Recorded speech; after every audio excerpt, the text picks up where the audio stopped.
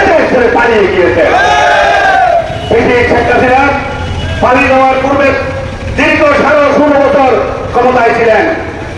এই ক্ষমতা থাকা অবস্থায় তারা বন্দরকে লুটপাট করেছিলেন। কারা করেছিলেন?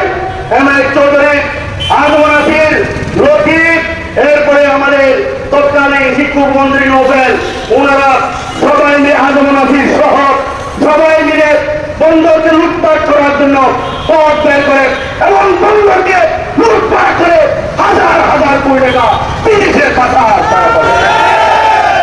আমরা মনে করেছিলাম এই লুটপাটকারীরা পালিয়ে যাওয়ার পর আমরা বন্দর লুটপাটকারীকে রাখতে হবে। একটা কথা বলে রাখা দরকার, আজম নাসির কম, নোবেল কম, লতিফ কম, লুটপাট করার জন্য সোয়ার হয়েছিলেন এনসিডির উপর।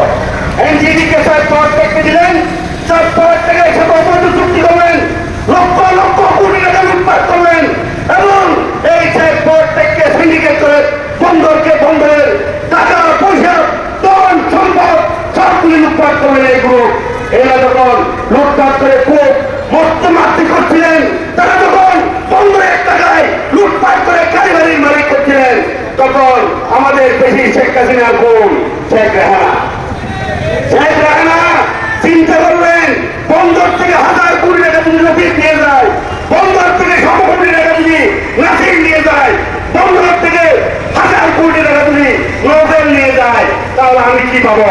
তখন তারা এই থেকে সিন্ডিকেটে ঢোকার জন্য চেষ্টা করলেন। কিন্তু চট্টগ্রামের এই গ্রামরা শেখ রেহানা এবং নোবেল বাবা সালমানের প্রমাণকে জায়গা দিলেন না। তখন তারা কি করলেন? তখন তারা বিগুয়ালদের কাছে তারা চলেন, বিগুয়ালকে বললেন তুমি আসো, 4 পাওয়ার থেকে বিপরীতে তোমাকে নিয়ে দ্বিতীয়বার আমরা বন্দরকে লুটপাট করবো।